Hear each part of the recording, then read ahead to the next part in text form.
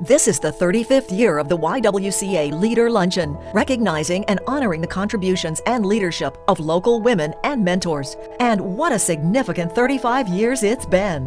In 1986, the Supreme Court determines that sexual harassment in the workplace, even without economic loss, is in violation of the Civil Rights Act of 1964. In 1993, the Family and Medical Leave Act became law. Also in 1993, Janet Reno becomes the first woman appointed as Attorney General.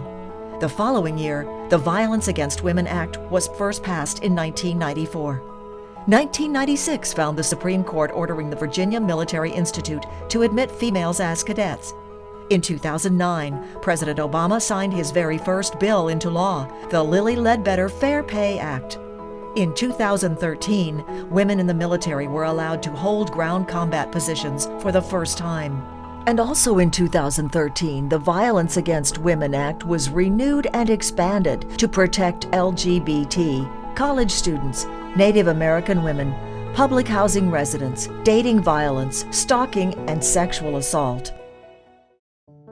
In 1980, the YWCA held their very first Leader Luncheon, recognizing and honoring the contributions and leadership of local women at the Rockford Metro Center. 35 years ago, when they started Leader Luncheon, there was a desire to recognize the contributions of women in this community.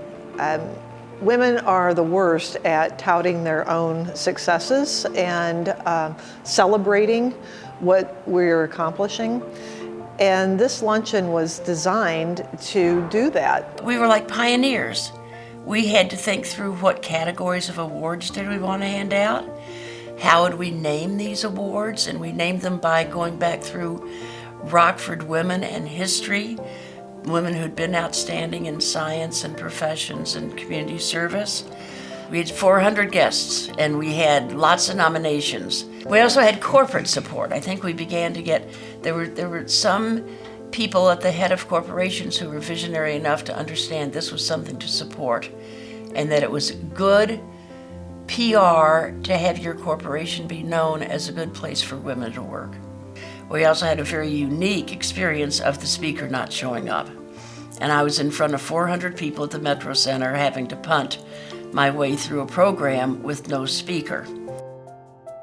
When the Leader Luncheon was started, it was the first event of its kind in the Rockford area to showcase the achievements of women locally.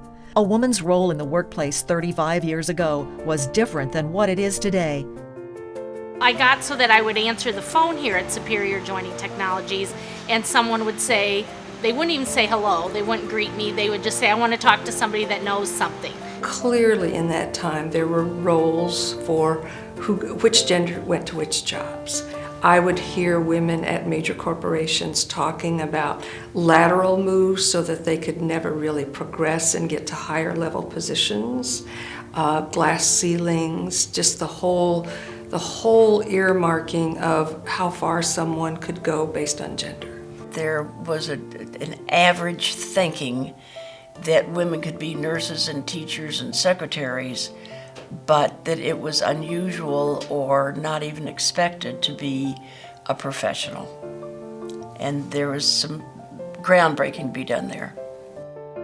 Thanks to legislation, a change in the corporate climate, and hard work and determination, the glass ceilings that once existed for women in the workplace have, in many cases, been shattered. Women can fly combat missions now. 35 years ago, that wasn't happening. You might have been in the sea of green or blue, but you weren't going to be on the front line. We see companies now strategically focused on having a diverse workforce, having females in the cabinet or leadership team level, and I think that there is now a greater appreciation for diverse perspectives than there ever has been. We can be successful as long as we're willing to learn and work and network and share that information. We can be successful. It doesn't matter if you're male or female. The Bright Future Scholarship that's awarded by the YWCA at the annual Leader Luncheon helps young women afford the education they desire to achieve their career goals. The scholarships go to female high school seniors who are from the counties that the YWCA serve. And I think that it really looks at women who make a difference directly in their communities, in the lives that they can impact. And I remember being shocked when my name was called and completely honored to receive such an awesome recognition of everything I had done, and even more so, kind of an interest in what I was going to do in the future. As women's leadership and the YWCA continue to evolve, YWCA Leader Luncheon will continue to pause each year to honor the change agents whose achievements are delivering women's empowerment and racial justice in our community.